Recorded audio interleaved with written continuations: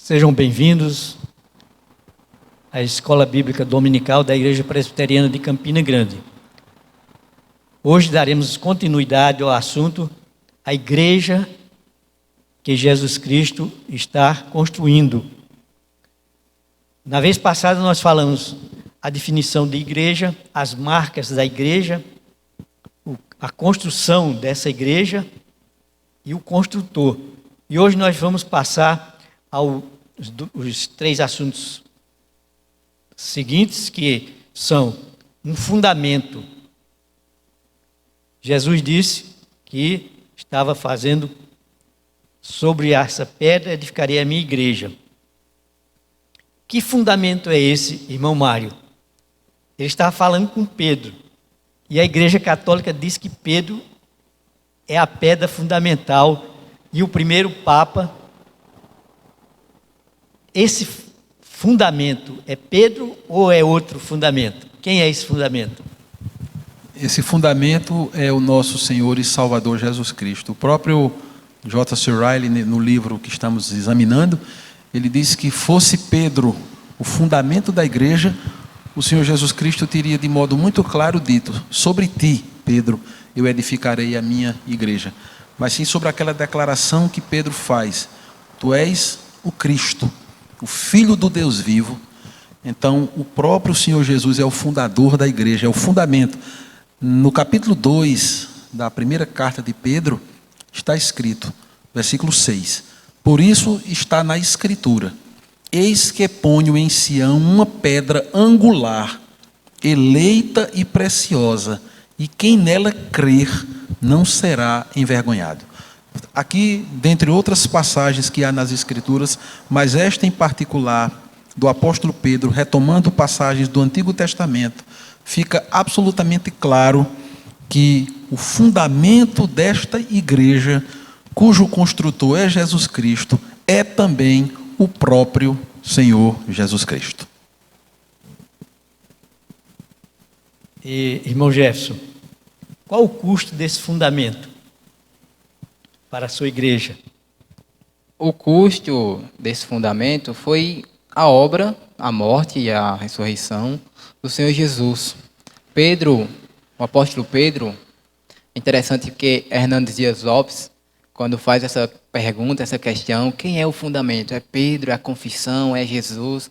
Hernandes Dias Lopes, ele sempre diz, pergunta para Pedro. Aí em 1 Pedro, capítulo 2, versículo 4, ele disse: chegando-vos para ele a pedra que vive, rejeitada sim pelos homens, mas para com Deus, eleita e preciosa. Também vós mesmos, como pedras que vivem, sois edificados, casa espiritual, para ser de sacerdotes santos, a fim de oferecer de sacrifícios espirituais agradáveis a Deus por intermédio de Jesus Cristo. No versículo 8 ele diz: e pedra de tropeço e rocha de ofensa são estes os que tropeçam na palavra, sendo desobedientes, para o que também foram postos. Jesus é a pedra e a sua obra, ele sendo o Cristo, Filho de Deus vivo, a sua obra é o fundamento. A sua obra, a sua morte, toda a dificuldade que ele passou, ele foi cuspido, esbofeteado, esmurrado, ele foi posto uma coroa de espinho em sua cabeça, ele foi apregado e pendurado numa cruz e seu sangue foi derramado. Esse é o preço do fundamento da igreja. A morte de Jesus, santo, irrepreensível, morreu para salvar pessoas pecadoras e iníquas. Até porque Pedro negou o próprio Jesus. Pedro era uma pessoa insegura e para poder ser justificado o pecador diante de Deus, tinha que ter a justiça perfeita. E Jesus se esvaziou. Ele tomou a nossa natureza, morreu, não pelos seus pecados, mas pelos nossos pecados. E ele ressuscitou e está à destra do Pai, intercedendo por sua igreja. Então não pode ser Pedro essa pedra, esse fundamento. Concordam? Tem mais alguma coisa, Mário, para acrescentar? Perfeitamente, Cristo. Jefferson. Tudo certo, presbítero. Pode continuar. Então, nós devemos saber a segurança do crente, em que fundamento ele está firmado. Então, a rocha, que é Jesus, ou outro fundamento. O crente só pode ter certeza da sua salvação se estiver fundada na rocha, que é Jesus. Fora dessa igreja não há salvação. Concordam? Perfeitamente. Isso, presbítero. Isso é interessante porque Jesus ele é o único que consegue cumprir todos os requisitos para ser esse fundamento resistente, esse fundamento perfeito, porque se você deposita sua fé em qualquer outra coisa, sua esperança, sua confiança em qualquer outra coisa senão Cristo, você irá se decepcionar. Então, todo membro da igreja verdadeira, todo cristão genuíno, ele só tem um fundamento. Ele pode ser de outra igreja, ele pode ser de outra denominação, e essa denominação pode ter outra forma de governo. Podemos até discordar em algumas coisas, em algumas doutrinas secundárias, mas em questão da fundamentação da igreja, tem que ser Cristo, porque só Ele cumpre todos os requisitos para que nos sustente o peso dos nossos pecados sobre os seus ombros. Só Ele pode, por causa que sua justiça é perfeita. Não só os nossos pecados, mas do mundo todo.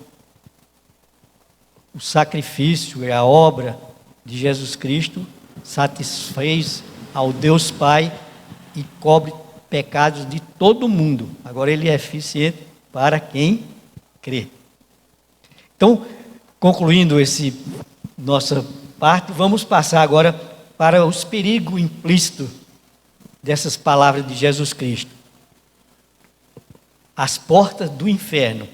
Irmão Mário, essa sentença, porta do inferno, o que vem a nos dizer? Isso diz respeito ao fato de que, conquanto a obra de Cristo seja absolutamente perfeita, sem rasuras, mas a palavra de Deus é muito clara quando diz que nós temos o mundo, a carne e o diabo como nossos inimigos. O diabo, a palavra de Deus diz, o apóstolo Pedro diz, que ele ruge ao nosso derredor como um leão, buscando a quem possa tragar.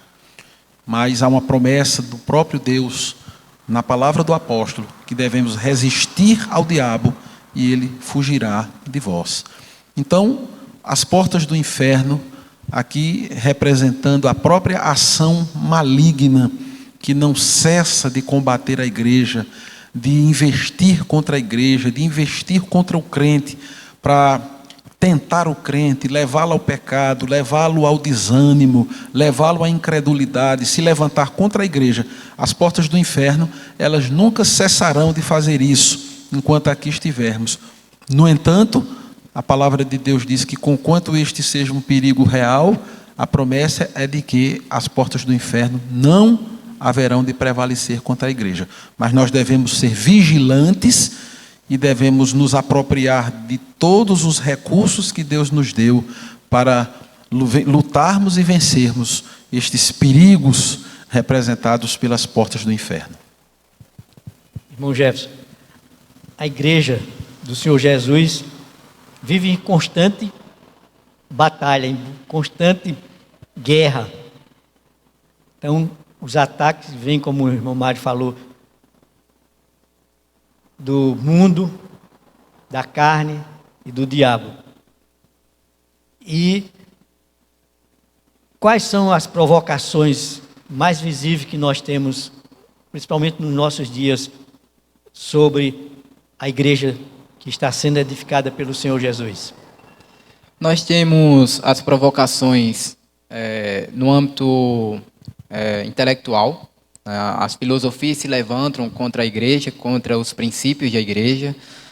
Nós vivemos hoje em um mundo pós-moderno, onde verdade nunca é absoluta, e isso é uma contradição, porque se eu digo que uma verdade não é absoluta, tratando essa frase como uma verdade absoluta, entra uma contradição aí. Então a própria frase ela não tem equivalência. E sabendo que não existe verdades absolutas, então tudo é certo. Tudo pode, tudo é correto. As filosofias também tiraram a essência daquilo que você é, daquilo que as coisas são. Então, se eu não tenho essência, então eu posso ser qualquer coisa.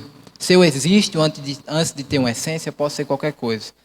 Mas além das filosofias intelectuais, nós também temos problemas carnais, e o próprio diabo ele se apresenta perante nós para nos tentar de todas as formas. Se ele não, na verdade, ele já está derrotado. E ainda assim, se ele não pode matar, ele ferirá seu calcanhar. Se ele não pode tragar o crente para si, ele há de tentar envergonhá-lo até o último dia, fazendo com que ele venha cair em algum pecado e de forma que o crente possa se envergonhar, ele possa em sua mente pensar, eu não sou digno, mas até isso também é o próprio Satanás que não coloca na sua mente, mas sussurra para que você possa ouvir e pensar, eu não sou digno porque eu sou pecador. Mas a obra de Cristo Jesus, seu sangue derramado, nos purifica de todo pecado confessado. E o nosso escritor ele diz, se ele não puder ferir a cabeça, ferirá o calcanhar. Se ele não puder roubar o crente do céu, ele envergonhará no caminho. É uma verdade essa afirmação que o nosso escritor diz. Ele diz também que ele instiga o mundo contra a igreja do Senhor. Como assim, Mário, que ele faz? Agora mesmo, conforme disse o seminarista Jefferson, nós estamos vivendo o tempo da chamada pós-verdade, que nada mais é do que a institucionalização da mentira, inspirada no pai da mentira, que é o próprio diabo. E dentro deste contexto de relativização de tudo, a igreja do Senhor Jesus Cristo tem sido alvo de todo tipo de ataques. A igreja ela é atacada de todas as formas. Por quê? Porque a igreja fiel, ela recebeu um legado apostólico e ela dará a sua vida pela proclamação fiel dessas verdades. Então, inevitavelmente, ela vai ser atacada porque ela prega a verdade, porque, contrariamente ao que se diz que o homem é um ser bom e que está apenas no processo de evolução, a igreja, em alto e bom som, proclama que o homem, conquanto tenha sido criado por Deus para a santidade, mas pecou, caiu, ficou destituído da glória de Deus e, portanto, carece de redenção, de arrependimento, sem o qual e sem a fé em Cristo ele não pode ser salvo. O mundo apregou que todos os caminhos levam a Deus, seja o Deus verdadeiro ou o Deus imaginado pela mente humana. A igreja proclama em alto e bom som que só em Cristo a salvação. Então, isso tudo vai acarretar, como tem acarretado, sempre acarretou, e hoje muito mais, toda sorte de ataques contra a igreja do Senhor Jesus Cristo, porque quanto mais fiéis formos ao Senhor Jesus, mais nós vamos entrar em conflito com o mundo que vai se levantar inevitavelmente contra a igreja. Nós vemos que tem um ataque. E qual é o contra-ataque da igreja que está sendo edificada pelo Senhor Jesus, que devemos, como membros dessa igreja, fazer? Jefferson. Um ataque que nós devemos fazer contra essas forças. As investidas do inferno, vamos falar assim. Certo. O apóstolo Paulo, ele nos exorta a usar armadura, né, uma armadura espiritual. E dentro dessa armadura, nós temos armas, né, e a palavra de Deus, ela é a arma contra todas essas investidas que temos. E também é um escudo, porque é por meio dela que resistimos aos ataques, mas também é por meio dela que anunciamos a verdade, e essa verdade anunciada, ela é como uma espada de dois gumes que vai até a entranha dos homens e divide alma e espírito.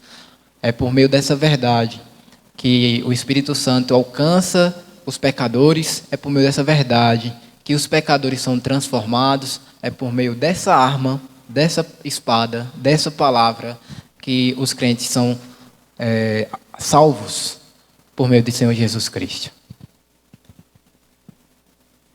Então nós temos um preço a pagar nessa nossa luta. E nós podemos oferecer, como pregadores do Evangelho, a misericórdia, a livre graça da salvação, oferecer todos que vêm a Jesus Cristo e crê nele, as suas ricas promessas.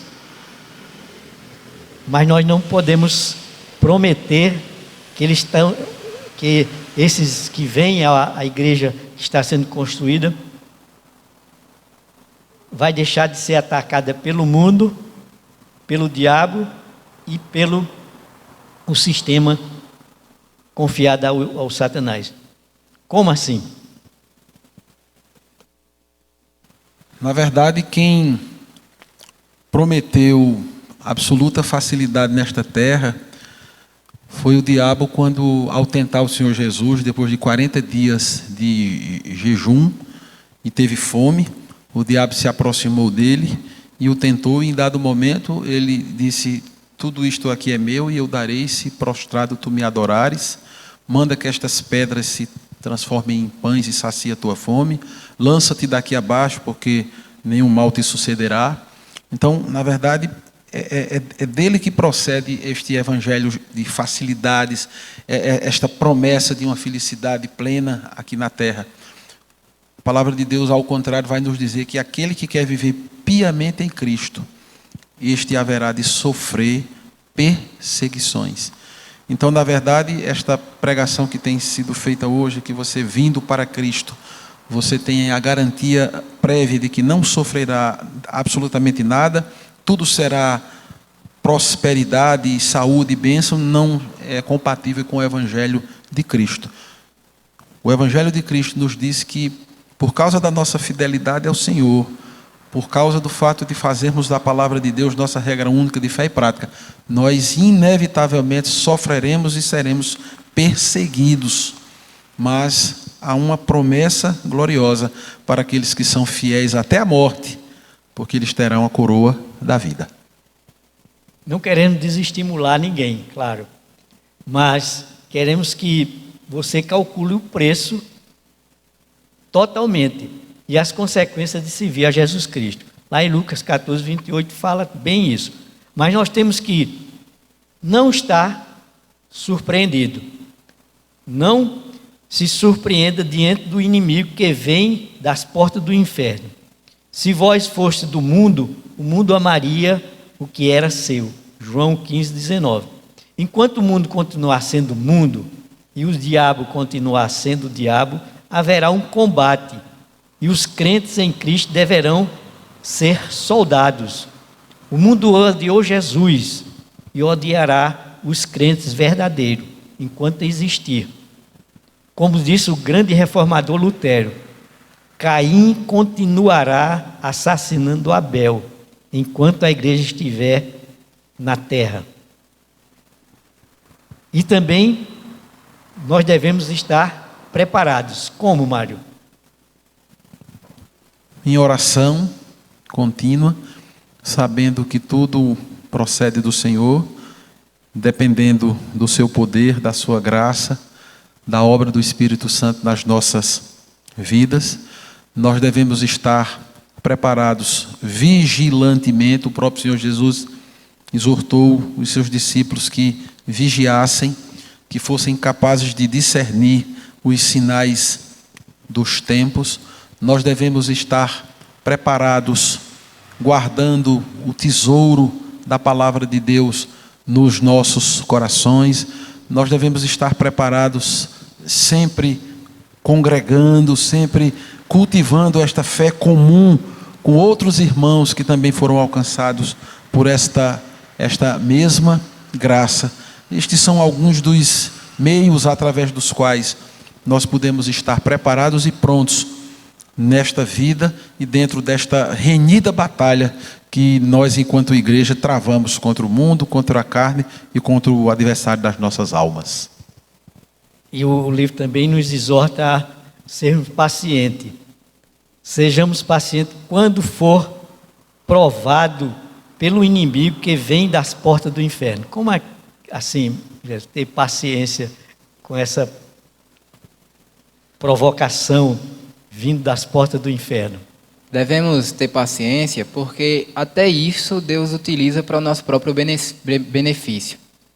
É por meio da provação, da tentação do diabo, do inferno, que nós reconhecemos que somos pessoas frágeis e devemos reconhecer, devemos ser pessoas mais humildes. E por meio dessas provocações, dessas tentações, também deve produzir em nós um senso de santidade. Também é por meio disso que isso nos leva mais perto de Senhor Jesus. Que muitas das vezes, como nós inflamamos nosso ego, nós pensamos, não, agora eu estou bem, agora eu sou uma pessoa santa.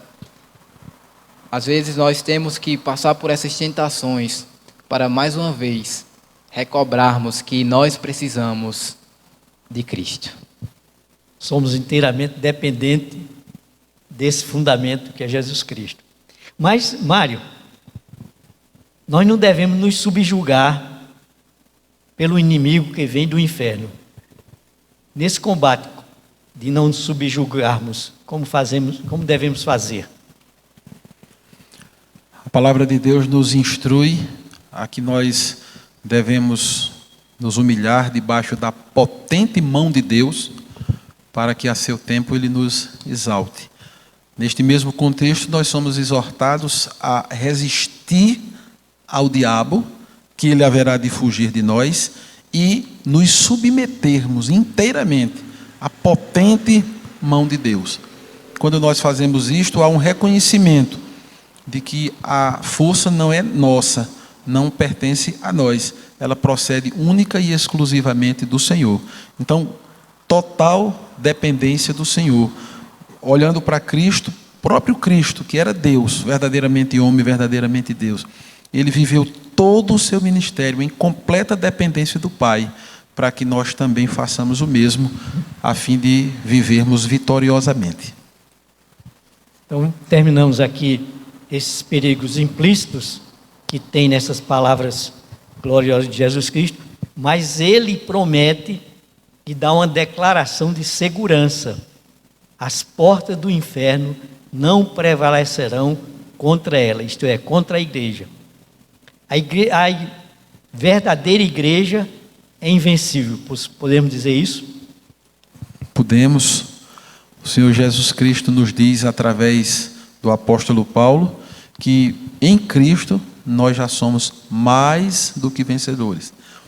Paulo vai dizer em Romanos 8 que nada pode nos separar do amor de Deus que está em Cristo Jesus. Nem a morte, nem a vida, nem os principados, nem as potestades, nem fome, nem espada, nem nudez, nem altura, nem largura, nem profundidade. Nem nada pode nos separar. Então, essa é mais uma demonstração do quanto a obra de Cristo ela é perfeita. E se nós pudéssemos ser derrotados, isso significaria que o construtor dessa igreja era um construtor incapaz de levar a cabo aquilo que ele começou. Mas a palavra de Deus diz que ele haverá de aperfeiçoar a obra que ele mesmo edificou. Então essa é a garantia. Nós somos invencíveis não por nós mesmos, mas por causa daquele que nos amou e se entregou por nós. E a verdadeira igreja é o corpo de Cristo. Como é que nós podemos ver nessa declaração que as portas do inferno não prevalecerão contra ela, isto é, contra a igreja, Jefferson? Bem, existiu inúmeros impérios, a história demonstra isso.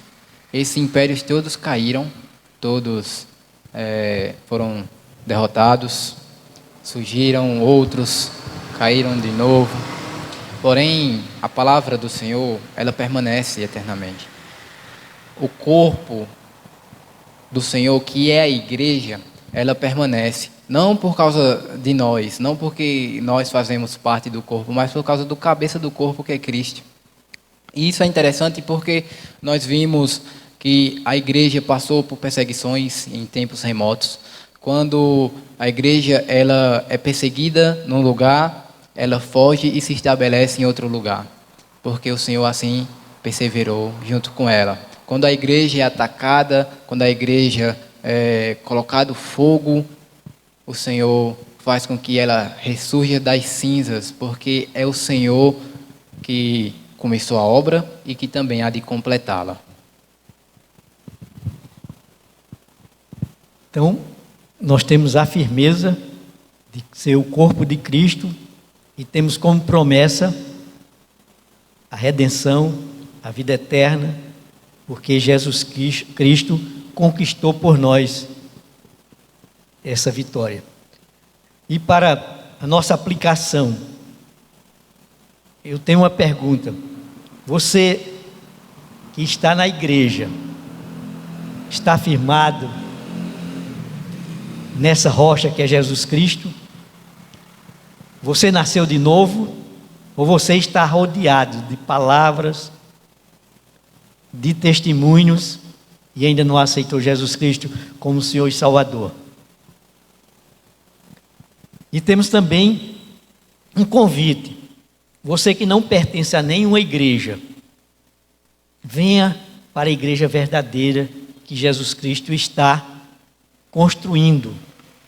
Ela é feita de pessoas pecadoras, mas regenerada pelo Senhor Jesus Cristo, e tem a certeza da vida eterna. Se você ainda não tem, entregue sua vida a Jesus Cristo e venha pertencer à sua igreja e se firmar na rocha que é Jesus Cristo. E eu tenho também uma exortação a fazer ao crente. Testemunhe desse construtor, Jesus Cristo. Você está na igreja, pertence ao corpo de Cristo e tem que viver para este corpo, servindo, pregando o Evangelho e servindo uns aos outros e amando uns aos outros. E os irmãos podem também fazer as suas aplicações de tudo isso que nós tratamos nesta noite. Não, creio que o irmão foi muito feliz na aplicação final, nas indagações que fez, e eu acho que elas contemplam o ensino tão precioso deste capítulo, que trata do Cristo e da igreja que está sendo edificada por Jesus Cristo. Eu acho que são perguntas muito pertinentes para todos nós, até porque a própria palavra de Deus nos exorta, né? Examinai-vos a vós mesmos e verificais se de fato estáis na fé, se é que já não estáis reprovados. Paulo não está aventando a possibilidade de que alguém que foi salvo verdadeiramente venha a perder, mas ele está querendo que haja um autoexame para que todos nós verifiquemos se verdadeiramente nós já nascemos de novo, como o presbítero falou, nós já nos arrependemos dos nossos pecados, já confessamos Jesus como nosso único e suficiente Salvador. Se já há no nosso coração completa convicção de que pertencemos a Deus, ou não somos apenas religiosos que fazemos parte de uma comunidade que prega a fiel palavra de Deus. Creio que as palavras e as aplicações finais do presbítero Tadeu foram absolutamente pertinentes e cumprem bem o papel deste precioso estudo bíblico, desta exposição que estamos a fazer. Bom, Jefferson. Bem, Pedro nos fala que Jesus é a pedra viva. E não só isso. Ele é a pedra viva, que dá a vida a pedras que vivem, que somos nós, os crentes. Eu queria trazer algumas exortações. Nós que somos pedras viventes, devemos buscar uma vida de santidade, assim como diz o título do livro. Devemos buscar uma melhora gradativa por meio do poder do Espírito Santo, por meio da obra do Senhor Jesus Cristo. Não só isso, devemos também ter coragem de anunciar, devemos ter coragem de dizer, eu sou servo do Senhor, mesmo que nós vivemos num mundo pós-moderno, pós-verdade, que negam uma verdade absoluta, diga: eu tenho uma verdade absoluta e essa verdade é Cristo. E por fim, eu queria exortar vocês a viverem uma vida cheia de júbilo, de alegria, porque mesmo que existam inimigos, como o diabo, a carne e o mundo, mesmo que nós vivamos em constante combate, ainda assim nós estamos do lado do comandante vitorioso. Estamos do lado do Senhor Jesus, que é Deus, que é homem e aquele que já conquistou a vitória para nós. Então, alegrem-se. Vocês são pedras que vivem e que habitará eternamente com o Senhor Jesus. Queremos agradecer ao seminarista Zé pela brilhante participação, bem como ao nosso presbítero Mário. Muito obrigado. Que Deus continue usando vocês para a honra e glória do seu santo nome. E você que está nos assistindo, convidamos para as próximas aulas sobre este livro que estaremos desenvolvendo na Escola Bíblica Dominical da Igreja Presbiteriana de Campina Grande.